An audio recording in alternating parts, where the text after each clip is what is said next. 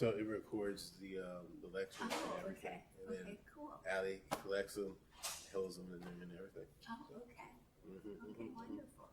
Yep. Yeah. Just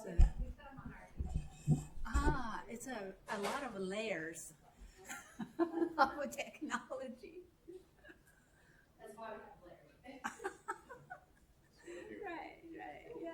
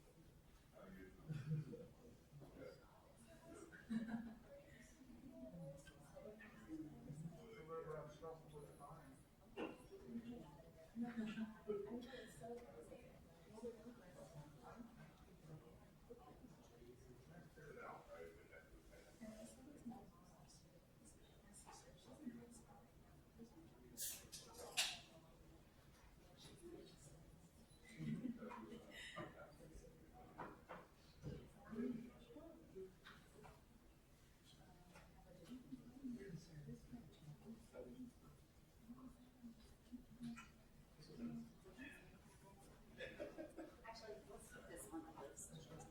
Okay.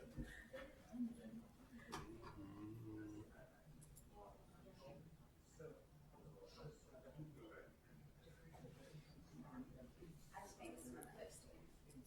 You can just do the co-host over there. I'll do co-host, and then can I change this one a room?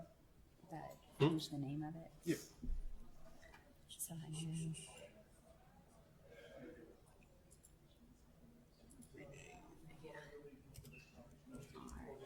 R800. Thank you so much, Yep, Claire. no problem. So Ellie, I'm surprised that we have food. I'm sorry. Yeah, I know. Yeah, we got food. Since when? We did it last year. Okay.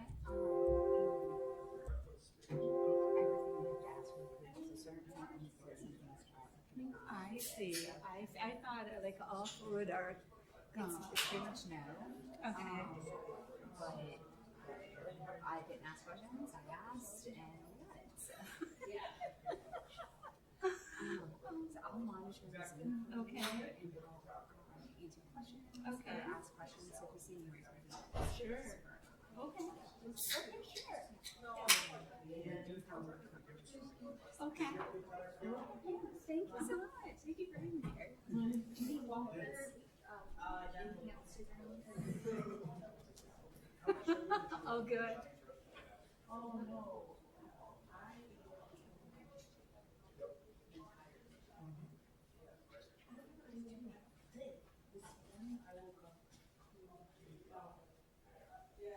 Thanks for coming, Amina. Able to support you. Thank you. Thank you for the support. And you can think about with potential families. I, present the one of the things that we're looking into, and and because that could give you more details than I usually, during our chat, it gave you more.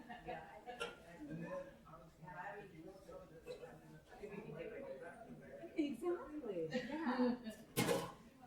So I guess we need to great idea. Yeah, something else for me. And then you can talk about it next time. Yeah.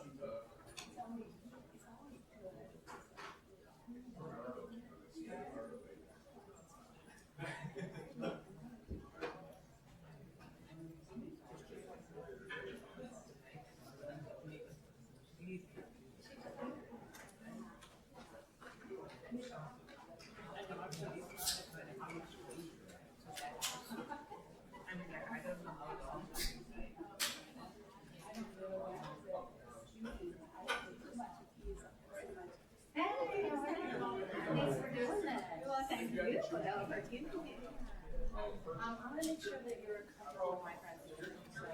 So, Xiangqin, Yes. and then Cui. Yes. Yeah. Close enough. Perfect. Okay. Yes. Okay. How are you? Someone sitting there? Yeah. Can I join you?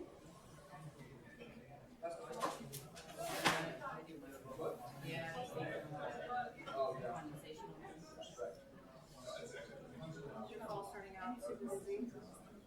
All the students. Oh, you did? Okay. I stepped down. Do you have all this time? Oh,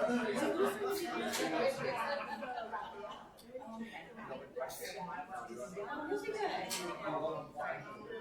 Yeah. Well, you are. Yeah, I know. You're like, oh my goodness. Life is very different now.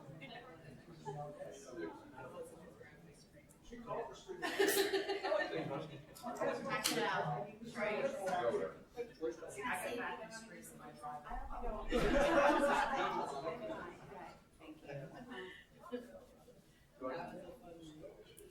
People are excited about this. Yeah, I know. When pizza becomes the attractive option, like, we are.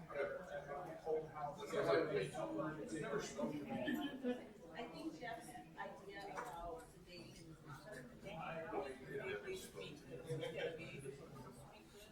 So I'll tell you a little bit now. We basically recently promoted. So this year, I turned it off at 25 to 40. Yeah. And I turned it back on at 13. But no, I watched more sports. I mean, for like a couple of plays, because I was superstitious because they had these sports, and I was like, I just stayed there for like 3 or 4 plays. No, and then I watched the game last night, which is just like a Walmart version of it.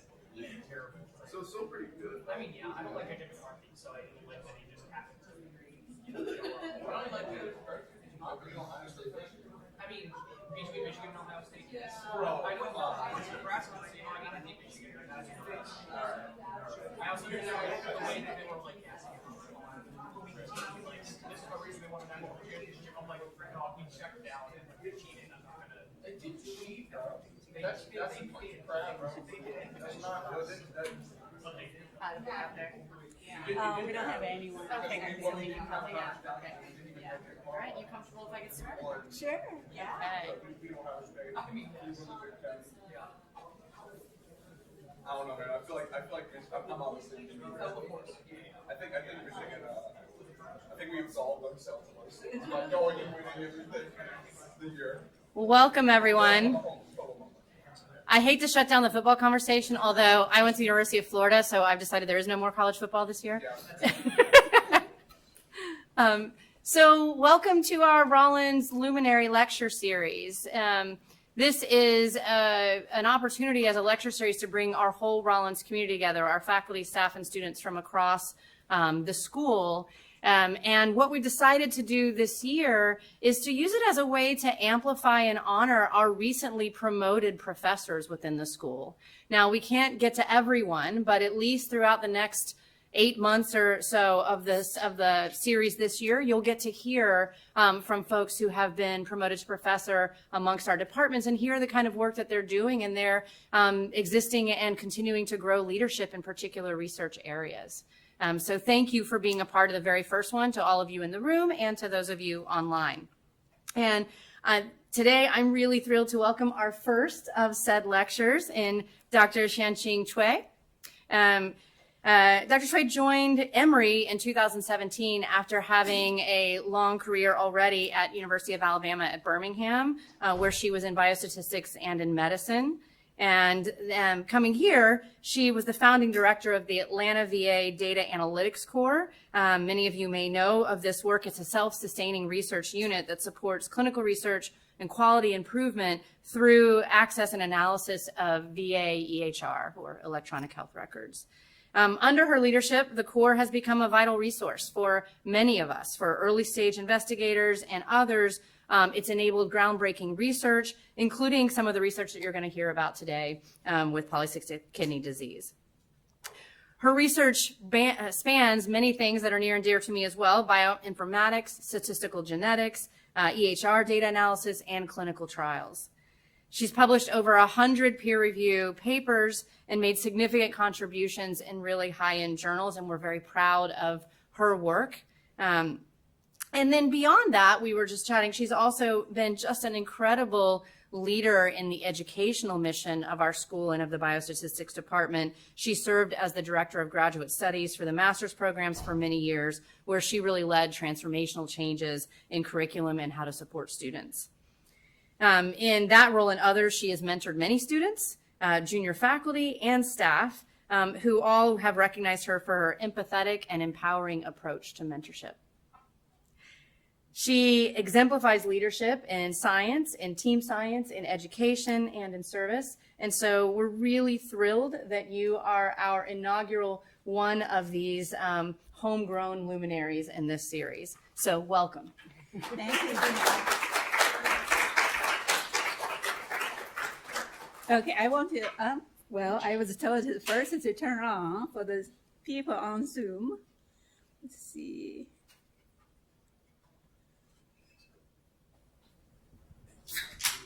Right? Yeah. Okay. Thanks to the Dean's Office for this opportunity to share my work at the Atlanta VA. So my day job is to direct their data analytics core to support everyone in the Atlanta VA research. They have quite a big portfolio. First, I want to see that they are eager to collaborate with everyone. And now things are more streamlined than when I started.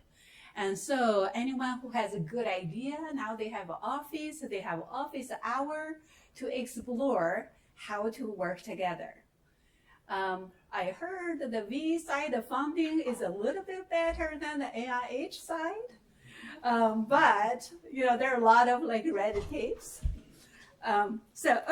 So my project here is my pet project.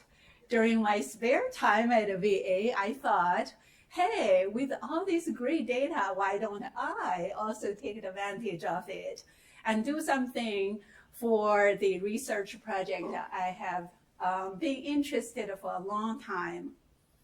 That's polycystic kidney disease. Okay, so I have a very ambitious outline. So I will start with to introduce the Atlanta VA, well, not just the Atlanta VA, the VA population and the EHR, mainly how to access it. And then I will talk about some projects related to ADPKD using the EHR data, give you a taste of what things can be done in the system. And at the end will be the challenges. There are a lot of challenges, but we can still get a lot of things done, even with the challenges. So we start with the VA EHR data. So VA currently has about 25 million patients in their EHR system. And they started in the late 90s. When you think about, they already have about 25 years of data in the system. It's the longest in the nation. And they currently have about 9 million patients, which is about half of the veterans. So some veterans are not in the health system. And their system contains all the clinical data, like inpatients, outpatients, medication, lab, all those things. So you can imagine when you go to a clinic, what you give them, all of those are in their system. So there is a unit within the VA EHR system called Vinci, and they are in charge of handling all the research projects. They organize their data, They give you research space. They provide you research software. So they are the governor of research project. So this is the key things I want you to pay attention. They update their data daily, nightly. So you can get yesterday's what happened in the clinic the second day because they update their data nightly. So, and then this gives you a look of who are our veterans in the health system. And then you can see that this is from a analysis a few years back. And then they were modeling the veteran population, the decline of the veteran population over the years into 2045. And you can see the blue bar are the male, and then the red are the female. Now you immediately see that majority of our veterans are male, over 90%. And they're older, about half of them are over 65.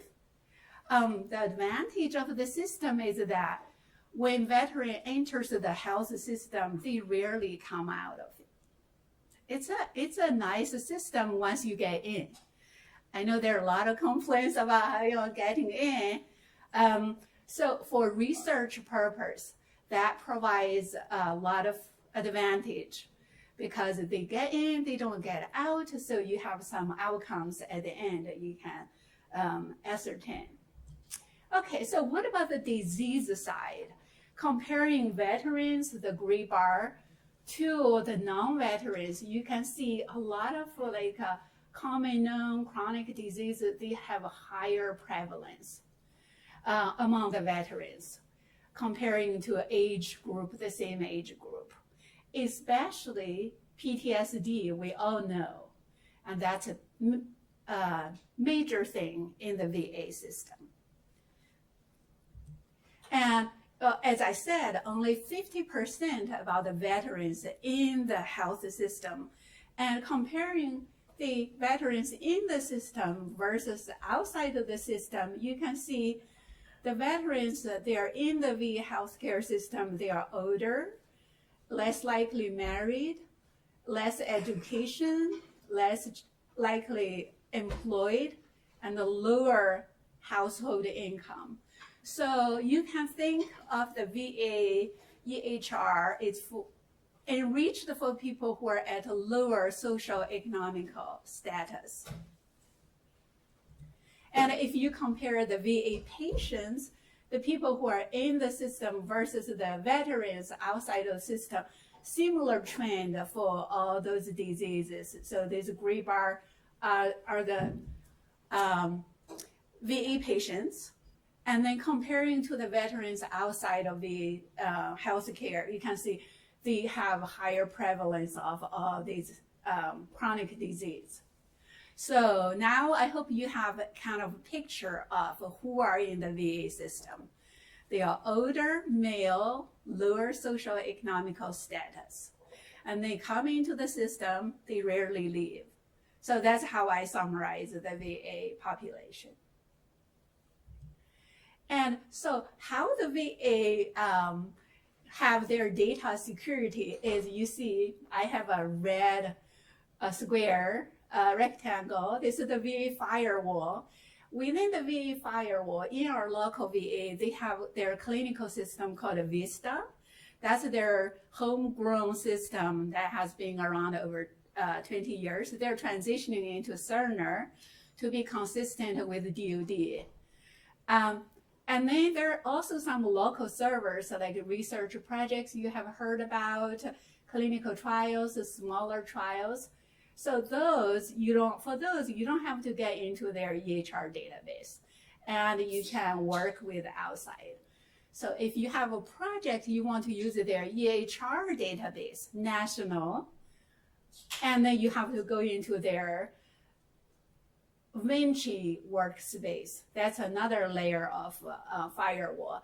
So within Vinci, there are hundreds of research projects. National, you can see all of them. You just can't access all of them. If you have a friend in San Francisco who has a project, you can see their name there. And then they do, Vinci does the data storage, as I said, updated nightly. That's very good for the people who do clinical trials, try to catch someone, recruit them as a study subject.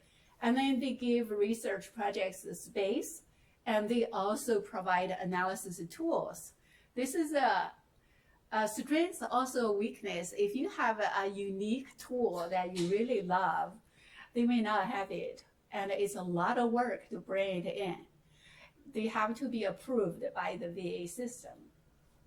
But they do have R, SAS, MATLAB, and all of those things that we use routinely. Okay, so how do we get insight? It's a lot of work to get insight. So this is Vinci, their data. So if a Emory employee wants to, or a student wants to do research on a EHR project.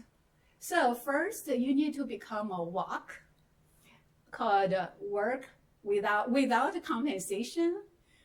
And then onboarding, you do a lot of paperwork, a lot of training, FBI background check, which is the most time-consuming step.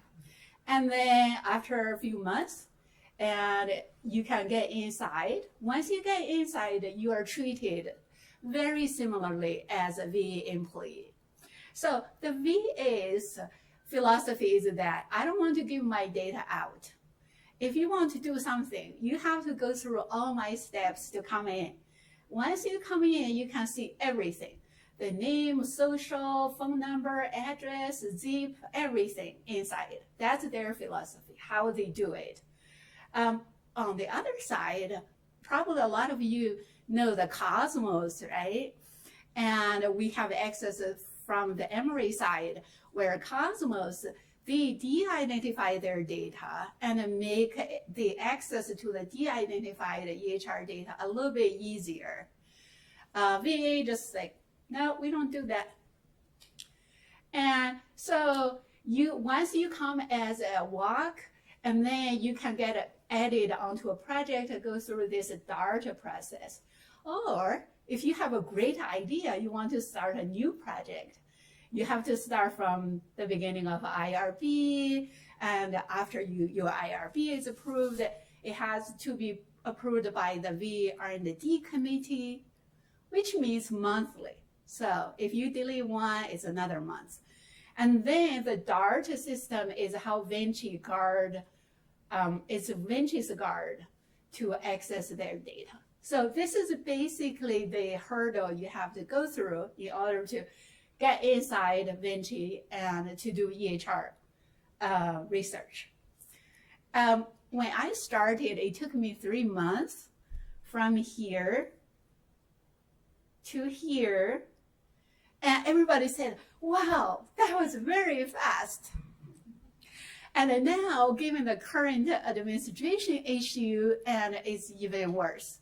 But I hope it can get better, after this crazy time, like this lump of, from the freeze time is smoothed out. So how Vinci handle project is that they don't allow you to see everybody once you have a project. They give you a provision of project patients. You study heart disease, you request all the patients in Atlanta or nationwide with heart disease or relevant heart disease. They will give you this batch of patients. And then you request what data domain you want, which is like, oh, I want lab, drug, inpatients, COVID, everything, they will open those domains for you. And I also want to see that VA has some other data they have access, and they are free. So such as Medicare data, you can directly access Medicare, but VA has its own access. And then USRDS, MVP, you get people who do genetics all heard about Million Veteran Program. And they also have some VA registries. Each of those have their own rules, procedures, how to access, but it's doable. It just takes time. So I have access for my project USRDS. So I know the process of to do that. Now I'm governed by Vinci that audits me, and CMS, the side of the USRDS people audits me. So yeah, sometimes you get a lot of like audits. Okay, so this is a comparison of the EHR data versus some study cohorts or trials we're familiar with. So if we look at a patient, a subject in our studies, they line up nicely. We have a baseline measurements, a lot of variables. We have visit 1, visit 2. For a patient in the EHR system, they come when they want, when they need it. And there is no lining up at all. So keep this in mind when you analyze the data or think about the projects. So there is no such thing as visit 1, visit 2, visit 3, and a baseline. You have to define your baseline. Where is the baseline? They just exist. So yeah, those are the things that we need to pay attention.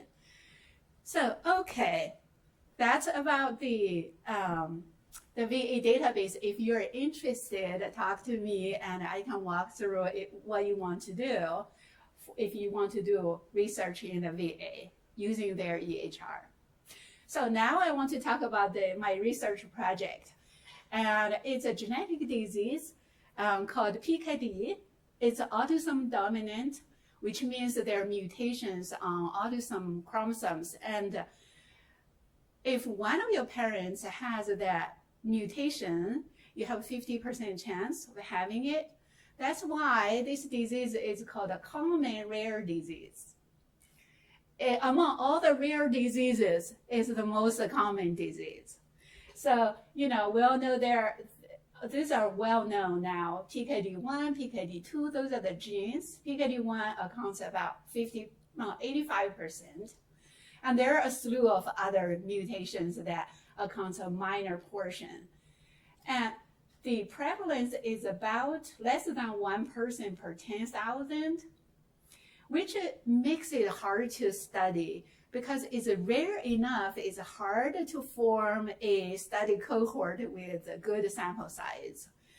But it's common enough that it has a big impact.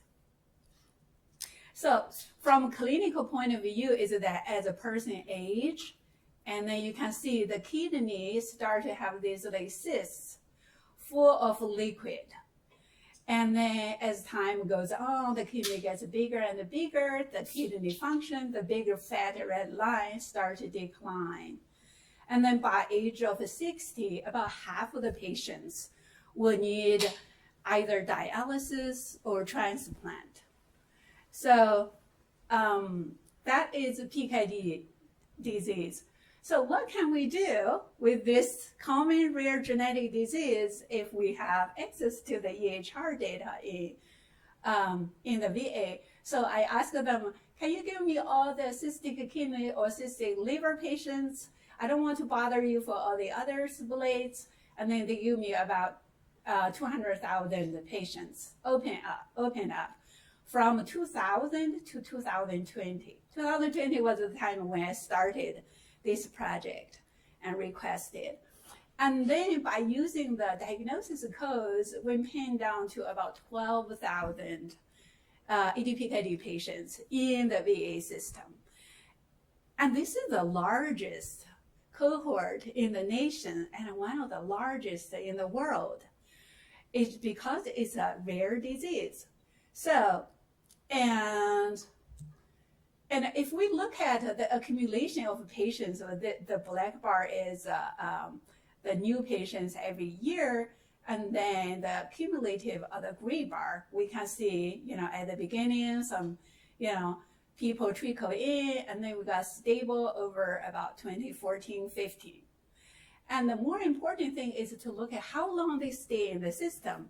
And we can see there are quite some people who are new or only stay for a short time, but we have a lot of people who stay in the system above 5 years. And for study that takes a long time to develop some outcomes, this is very good. Okay, so what can we do? If we want to systematically, that's our goal, to describe this cohort and to do a lot of different things. We can get all the lab tests out and then look at them, how many patients have at least one lab test in their stay, or how many each patient has, for each lab test, and or the time between these lab tests. These give us an idea of how frequently tested, how much data we have, and whether it's good. We can see like different lab tests have different frequency. This is just a portion of it. And then we can also get all the comorbidities. And these are just a portion of the 30 we got, because there is a called Alex Hauser score. And then these are the common ones. And then we can look at the frequency. And we see most people have hypertension, which is like a phenomena of PKD patients. Just PKD patients tend to have hypertension, and also a lot of people reach the renal failure. A surprising thing to us was that we have very high proportion of patients who have diagnosis cause of depression. For if you look at the whole VA patients, it's about 20% among our ADPKD patients, and in this cohort is 40%. So why? Is it a mutation? Do something with people's how they feel, or is it like knowing they have this mutation, or their kidney function start to decline, they don't feel good. So those are all interesting questions to ask. Okay, so that's about our cohort. So the first quick thing we did, actually, because the cohort was built during COVID, and the first thing was like, hey, the PKD community was really scared because of the CDC said kidney disease is a risk factor, right? CKD. PKD is a genetic form of CKD. And my colleague started to get like public school teacher, like, should I quit my job? Because my collaborator is a practicing nephrologist specializing in ADPKD. So we decided to just take a quick look at the COVID positives among the ADPKD. That's the advantage of a large cohort for a rare disease. It's really hard to study those if you don't have a large cohort. And then we can compare with the people with other similar CIS, but not really ADPKD. And then we can do a simple thing and just to see, compared to the people who don't have COVID, the green bar, the red bar people, those are COVID positive. Yes, they have increased the ICU, ventilator, deaths. But if you look at the trend, the ADPKD patients don't have a truly elevated abnormal trend. So that was comforting to the patients to see, oh, we're as bad as other people, not extraordinarily worse. So, and that was appreciated by the clinical community. And then so we published a paper, the nephrologists picked it up and tried to comfort those ADPKD patients. And of course, that the number was really small. After 1 year, we had 324 COVID positive ADPKD patients, but the trend is pretty similar still across. So we just found like, okay, we're as bad as other people, not dramatically worse. So that's one little story. And I'm going to move on from story to story. Those are different papers. And just to give you a taste of what are the variety of things that we can do.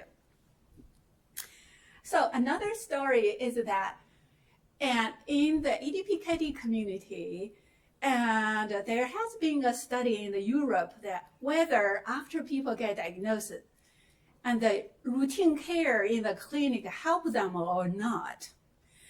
And the analysis was that no, in the past tens of years, there are a lot of like progress in the ADPKD genetics and things, but the clinical care did not improve at all on extending people's kidney function. And so given having this EHR cohort, one question we can analyze is that if we look at delayed diagnosis, does it have any impact on anything? If not, why do we want to diagnose early and have a kind of burden to know I have this issue, right? So we basically just to see, okay, for any patient, we have an enter date for this into the system. We also have a diagnosis date. And then the difference between these two dates, we call it diagnosis delay. And so the diagnosis delay vary among patients. Does it impact what happens afterwards? So our baseline is ADPKD diagnosis. That's the chosen baseline. So this is a look at like how much variability there is for the delay of diagnosis. Whether a lot of people get diagnosed immediately, that's great. So that means that the system, people have their genetic defect. They have that disease from day one. It's just when they get diagnosed. And then a lot of people get diagnosed like 5 years later, or some even more than 5 years later after they enter into the VA healthcare. And then the first thing we notice is that when they get diagnosed, the first depends on, this is the delay, how many years of delay. You can see, this is like, when they enter the system, what's their kidney function? If they have a very low eGFR, they get immediately diagnosed. Hey, this person has damaged kidney function. Let's look what's wrong. And then when people enter into the system with higher eGFR values or higher kidney function, they get delayed more. And when you look at the shades of those box plots, it's that when they get into the system younger, they tend to get diagnosed. When they get into the system later, they tend to have a longer delay. So the question is that, does that impact the outcomes? Well, okay, before I say that, I want to see, like, we all, wonder about the VA system. Like, it's a magnet of bad press. And we're like, okay, is it improving at all or getting worse over the years? So we look at over the years, and their diagnosis level is kind of flat. If you look at those lines, how these lines are constructed is that I take the people who had 5 years in the VA system and diagnosed within 5 years, and then separate them into diagnosis within 1 year, within 2 years, 3 years, 4 years. You can see about half of them were diagnosed within a year. That's very good. And then the remaining 50% are split between 2 year, 3 year, 4 year, the delay. And over the years, I only showed to 2015, and there hasn't been much practice change at all in terms of the diagnosis of ADPKD. Okay, so does it matter? So if we look at the time to death, this is the easiest, the all-cause death is an easy outcome because VA has a lot of this because of the duration of the observation, and their death index is fairly good because of the benefit issue. And we can see the people who were delayed longer and tend to reach to death faster than the people who are delayed less. And of course, we can run our Cox regression model and so forth. We start to see, hey, there's something going on here. If you delay someone's diagnosis, they tend to die faster a little bit. So why is that? We just thought, oh gosh, why is that? So, and we can do the same thing to the kidney function. Let's see, we just can see when they reach CKD stage 3 or CKD stage 4, does the same trend show up?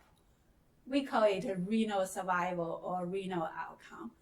No, the pattern is more mixed. Actually, the people who get diagnosed early and has a steeper slope.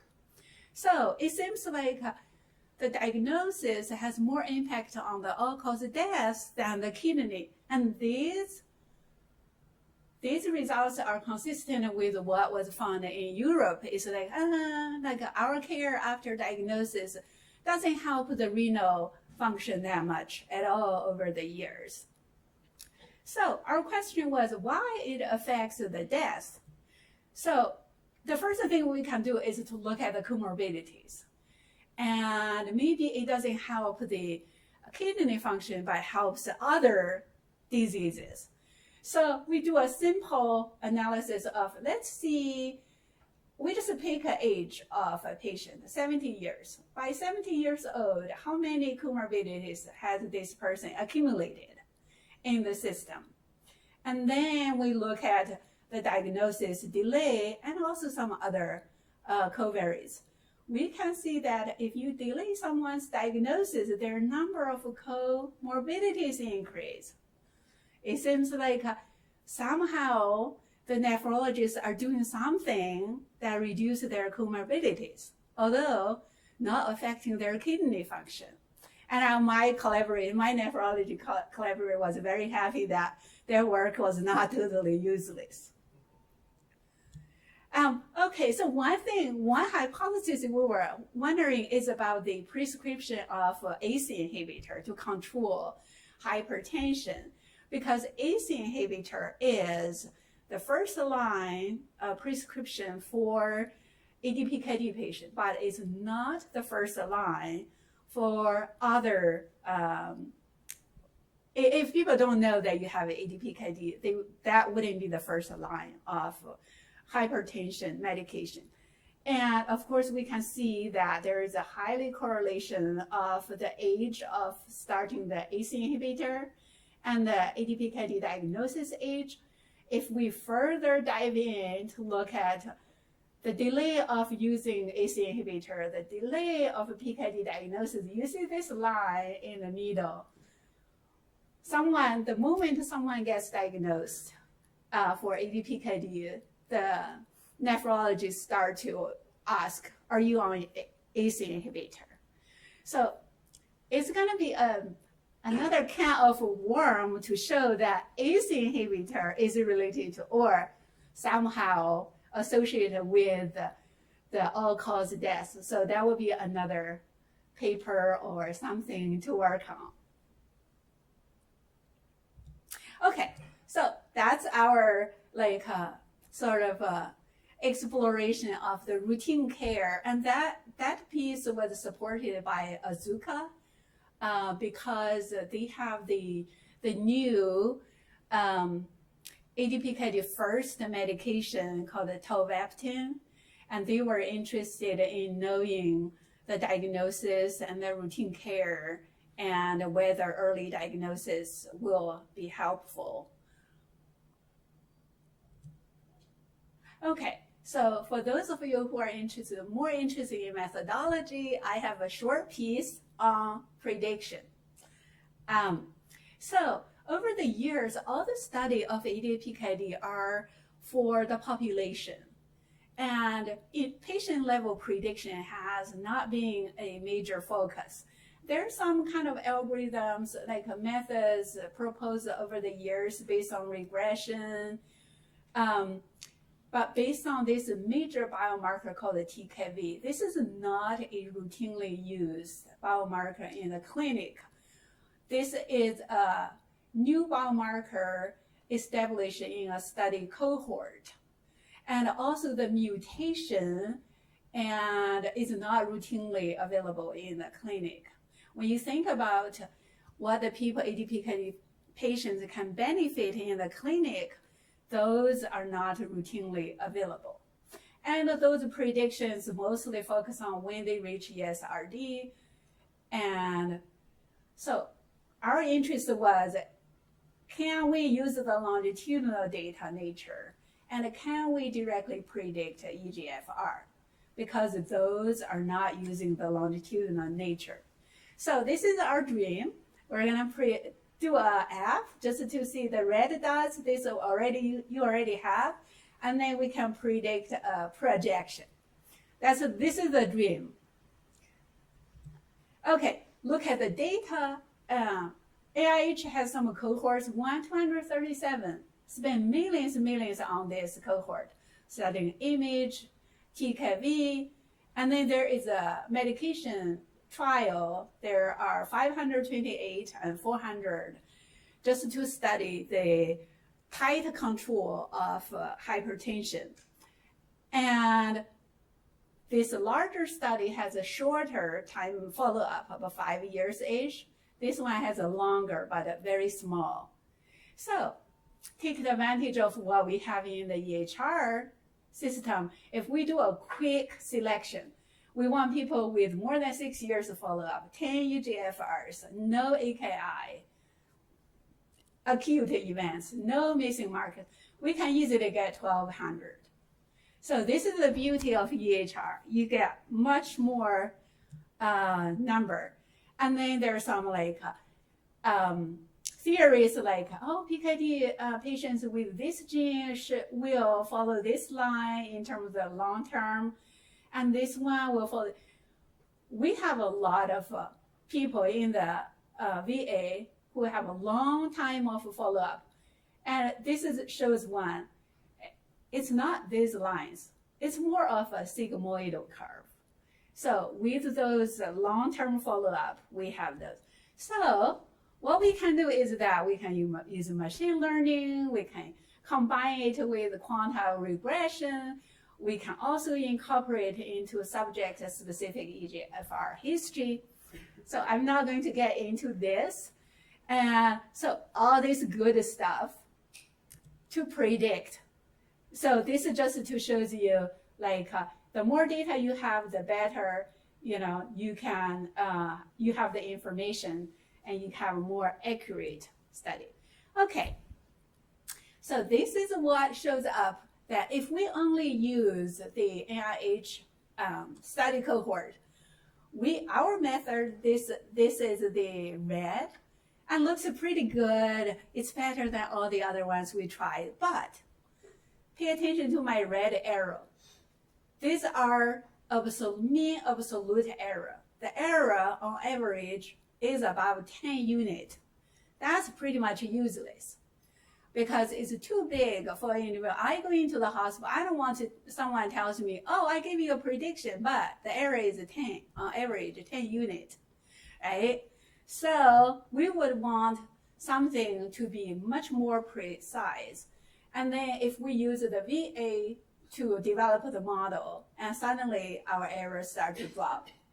And we can separate them into slow progressor, faster progressor. You see, the errors start to drop around 5 units. I would say this would be more useful in a clinic.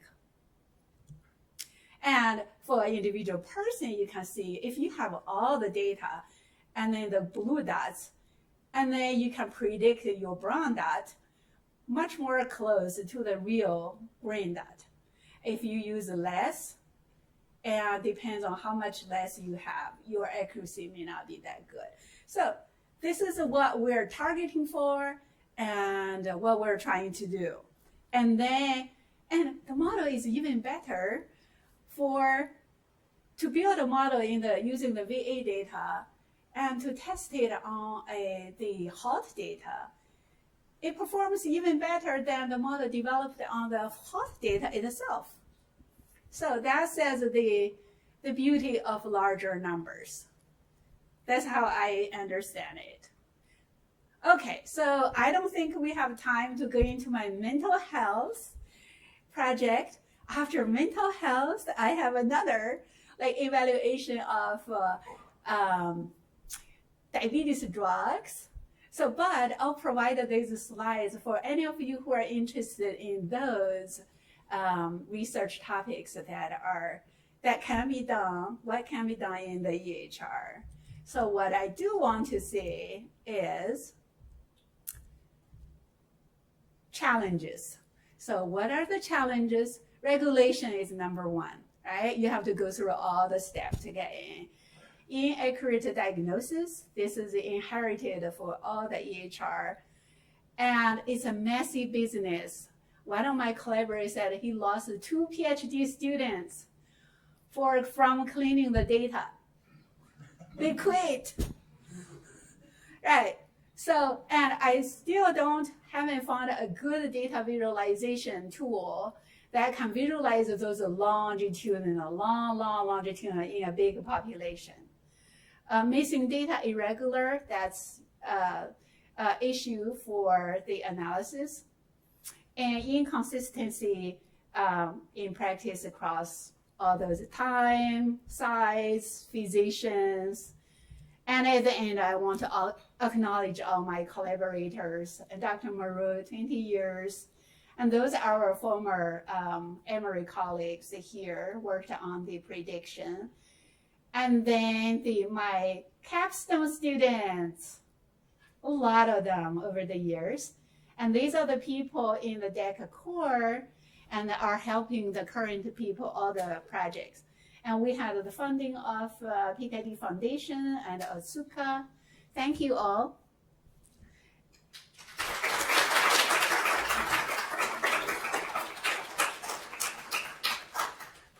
I know some people want to move on to the next thing. But if you have a question or the age of diagnosis varies. Some people in their 30s, 40s, and those are for the faster progressors. 50s, 60s for the slower progressors. Yeah. Your data is from at the 20 or something. Exactly. Yeah. But for the 20-year-old, people rarely get diagnosed unless they have a family history. Mom said, hey, get this kid checked. And you can't tell until like late 20s using a ultrasound.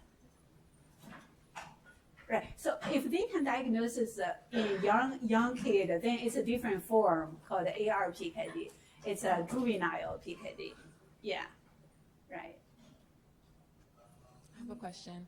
I was wondering, Kiara Phillips, PhD student here at Emory. I was wondering what affects disease progression, if anything, if there's any environmental factors. Yes, there are a lot of them. So first of all, the affecting the progression is modifiers from the genetic side. There are a lot of them studied. And the second is like, diet, environmental thing. And even the siblings who have the same genetic genes, their outcome vary. Is the penetration is there are a lot of variability. Some people said, okay, calorie restriction will be good, but how do you study it, right?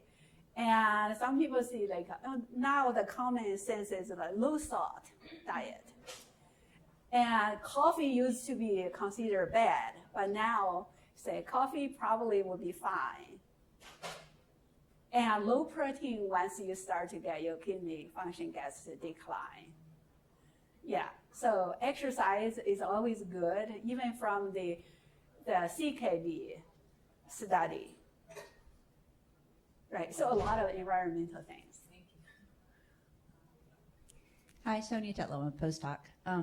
So I know I just skipped the mental health part, but I was curious in looking, just given the prevalence of comorbid depression, if you were able to examine not just differences in PKD outcomes by the presence of depression, but by whether or not people got treatment for depression concurrent with the treatment for PKD. That's a very good point. We haven't yet. We just got all the forms out, like PHQ-9, PHQ-2, the PTSD, and then start to look at the frequency and start to compare. And we haven't got the treatment side yet. And the practice on mental health is a kind of it varies a lot from place to place. Yeah, that is definitely something to look into. Yeah.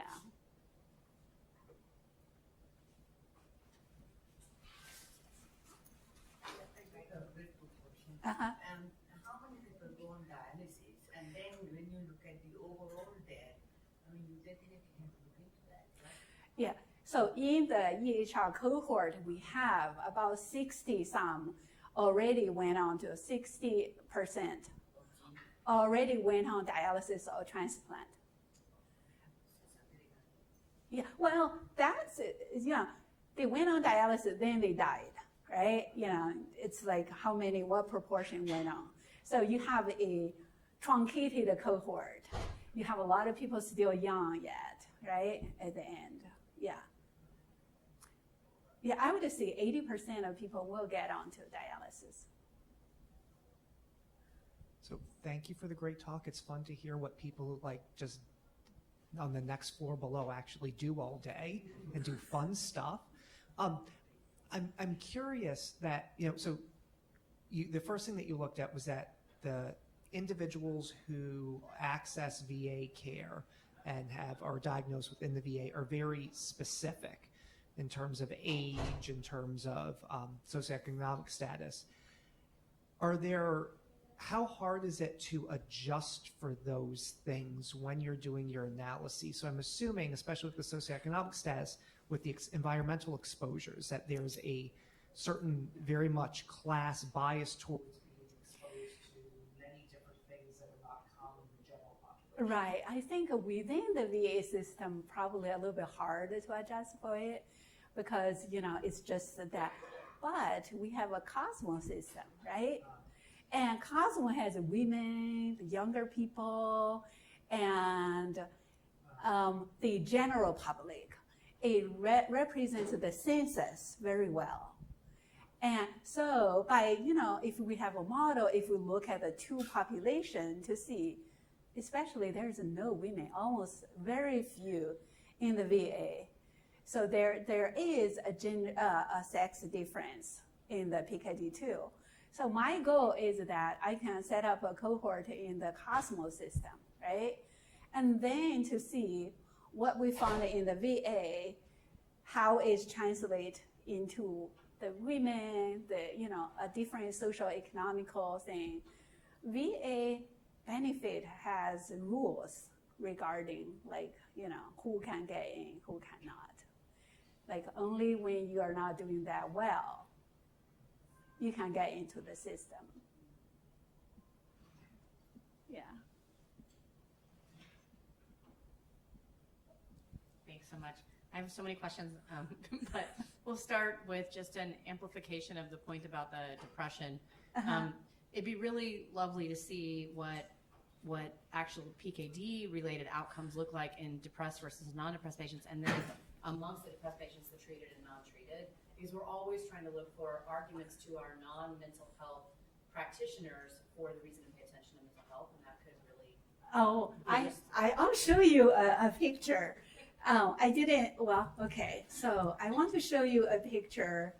Okay, so on the right is like in some studies, a smaller study to show, when your PKD gets worse, people get more depressed. That's the gray bar at the end.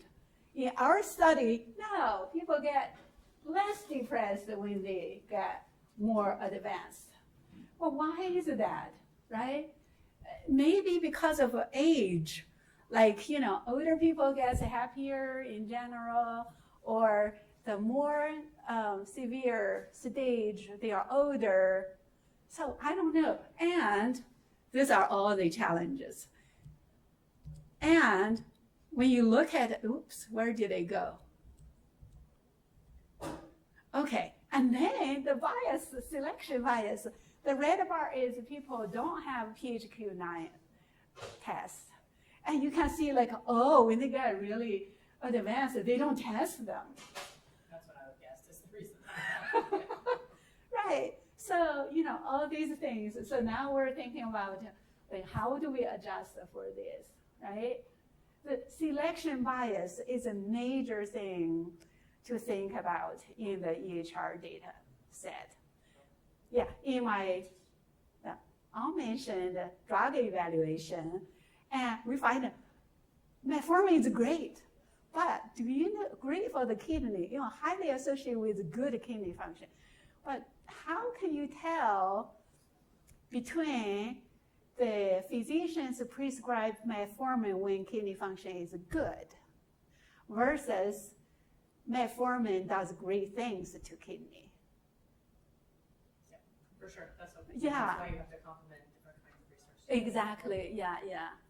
Can I ask two more that are more just like operational questions. So one is the million veterans data, it appears, is separated, but are there clinical genetics data that are part of the EHR? And the reason I ask is when you're looking for rare genetic disorders, it sounds like you don't have a way to see that across most of the population from EHR data because they're not routinely getting genetic testing. They don't have genetic testing. Yeah, you can get into a million veterans, but that's a million out of 25 million, right? So I have thought about going to MVP just to look at, but that's a 25%, right? Well, no, 1 out of 25. And they have their own regulation, but they also have, it's two different things, but they can talk. They also have some nice factors like smoking, better curated, alcohol use. They have some kind of routine, commonly used outcomes in there. So yeah, but it's not the complete picture. If you were trying to find undiagnosed carriers, for example, you can't do that. Exactly. Yeah, it's a small subset for rare disease. You can have a picture of it, but won't be a full picture of it, right? But if you lump a lot of rare diseases together, sure. Thanks so much. Right? Okay.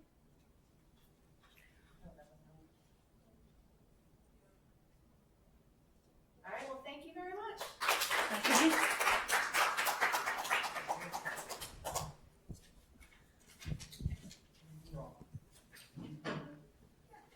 Thank you, Allie, for all the extra help.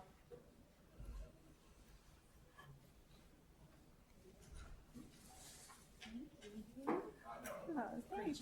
Here. Oh, thank you. Thank you. I hope that we can establish more sort of research project in the VA space because, they do have over the whole country, right? So like monitoring some disease or something. Yeah, like childhood or something is not there. Right. Right. Especially some kind of chronicle. I was say, but in the aging crowd, like I don't know how much you interact with some of the. Regina was here earlier, I think, who was an aging researcher in EPI. Some of the aging questions, I think, would also be great. Right. There is an aging study project, multi-institution.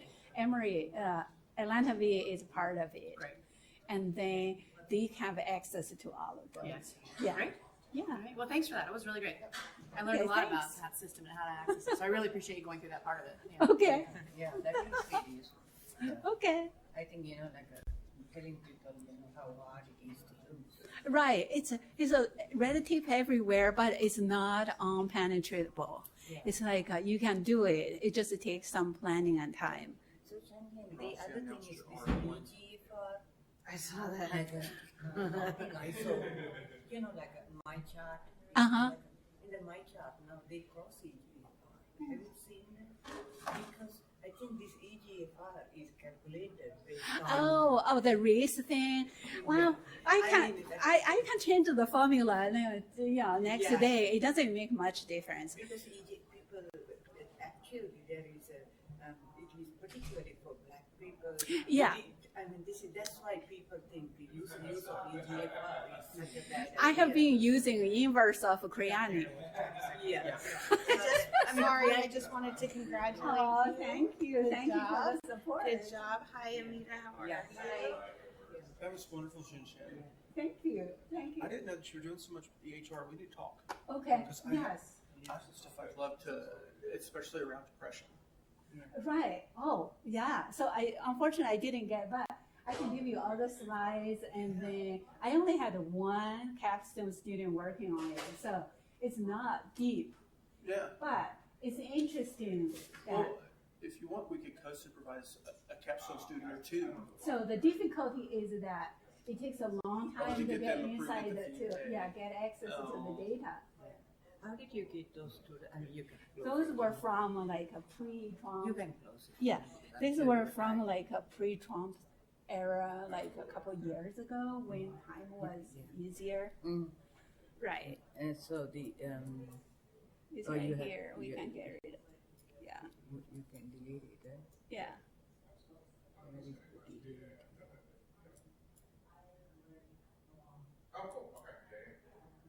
You are a very good speaker. It is very, very clear what you say. Oh, thank you. Yeah, I'm surprised that you didn't get the teaching.